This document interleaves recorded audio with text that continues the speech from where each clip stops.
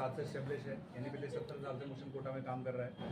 और क्योंकि पटना से बहुत बच्चा मोशन में आता है पढ़ने के लिए कोटा में, इस साल हमने सोचा कि भाई जो बच्चे कोटा नहीं आ पाते और जो चाहते हैं कि अपने शहर में रह के पढ़ाई की जाए, आसपास के शहर के बच्चे हैं जो चाहते हैं कि भाई हमें कोटा नहीं जाना पड़े और पटना में हमें फैसिलिटी मिले, जो फैसिलिटी हमारे मोशन के कोटा सेंटर पर मिलती है। मैं आपको बता दूं कि हमने पटना सेंटर में वो सारी फैसिलिटी दी हैं जो मोशन के कोटा सेंटर पर मिलती हैं।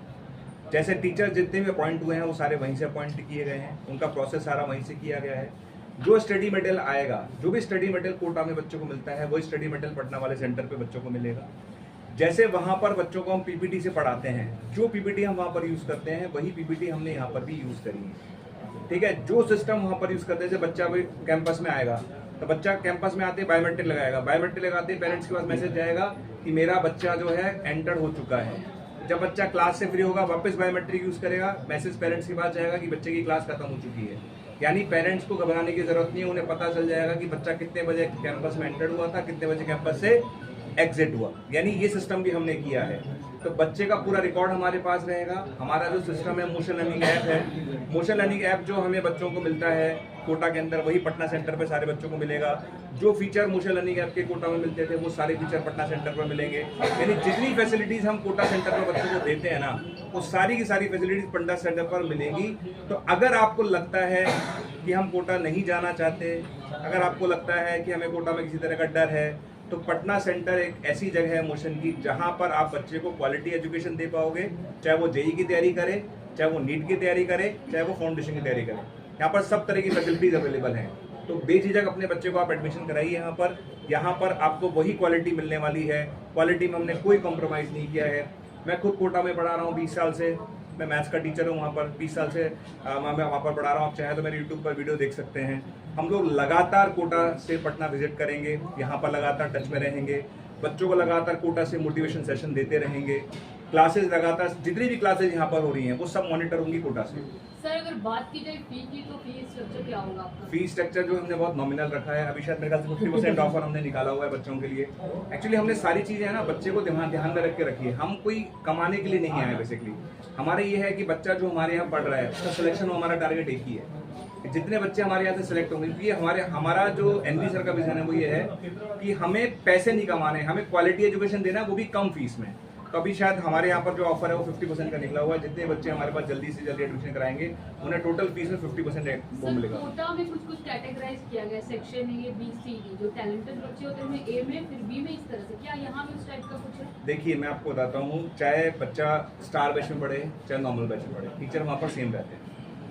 कभी भी ऐसा नहीं होता कि नॉर्मल बैच का टीचर अलग होता है और स्टार बैच का टीचर अलग होता है। ठीक है, पर जैसे मान लेते हैं कि एक बच्चा ऐसा है जो क्लास में कोई क्वेश्चन आपने दिया, अब मान लेते 100 बच्चों का बैच है, अब 100 बच्चों के बैच में वो बच्चा हमेशा जैसे टीचर ने क्वेश्चन दिया वो करके बैठ जाता है, पर बाकी बच्चे कर रहे हैं तो उसे लगता है मेरा नुकसान हो रहा है। तो हम क्या करते हैं, ऐसे बच्चों को आइडेंटिफाई करते हैं और उन्हें थोड़ा तेज पढ़ाते हैं, ताकि उनको ऐसा ना लगे कि मेरे को मेरे सबसे नहीं पढ़ाया जाता। तो बट टीचर सेम रहता है, टीचर में कोई फर्क नहीं आएगा। अच्छा, बहुत सारे ब्रांच है जो मुंबई से आकर खोले हैं, दिल्ली से आकर खोले, लेकिन ये मौसम पे ही बच्चे क्यों भरोसा करेंगे? आखिर क्या है आकर्षित करने के लिए बच्चों को? देखिए मैं आपको बताता हूँ, कोई भी ब्रांड बाहर से आता है पर वो क्वालिटी देता है जो वो अपने मेन सेंटर पर देता है। जैसे मान लो कोई ब्रांड दिल्ली से आया पर वो दिल्ली में जो चीज़ें दे रहा है वो यहाँ पर नहीं दे पा रहा, लेकिन हम जितनी भी फैसिलिटीज मोशन कोटा में दे रहे हैं वो सारी फैसिलिटीज हम यहाँ पर दे रहे हैं। मैं आपको बता दूँ, एक ACPS मशीन हमने लगाई है। ACPS मशीन का कॉन्सेप्ट अगर आप समझोगे ना, मैं आपको बताता हूँ कैसे कॉन्सेप्ट है। जैसे मान लो आप मैथ्स के स्टूडेंट हो, है ना, और आपका कोई चैप्टर आपने करा, अब चैप्टर में मान लेते 10 पार्ट हैं। कितने पार्ट हैं? 10 में से 8 आपके बहुत अच्छे हैं पर 2 आपके खराब हैं। तो जो AI होता है ना, आर्टिफिशियल इंटेलिजेंस जिसे बोलते हैं, AI की मदद से हम ये ट्रैक कर पाएंगे कि इस चैप्टर में इस बच्चे का ये वाला पार्ट कमजोर है। तो हम क्या करेंगे, उस कमजोर पार्ट पर उसको अपने आप ही क्विज निकाल कर देंगे। क्या निकाल के देंगे? क्विज। 15 क्वेश्चंस की क्विज निकलेगी ताकि बच्चा उस सेगमेंट पे प्रैक्टिस कर सके और उसका वो सेगमेंट क्या हो जाए, मजबूत हो जाए। तो हम क्या करते हैं, लगातार आपको AI से भी ट्रैक कर रहे हैं कि आपके साथ आपका वीक एरिया क्या है, उस पर भी हम मेहनत कर रहे हैं। अच्छा सर, एक सवाल कि आपका जो भी फी स्ट्रक्चर है, क्या उसमें आर्थिक रूप से कमजोर किसान के बच्चे उसमें एडजस्ट हो पाएंगे? इसके लिए क्या अगर बच्चा वास्तव में आर्थिक रूप से कमजोर है तो मोशन हर तरह से उसकी सहायता करेगा।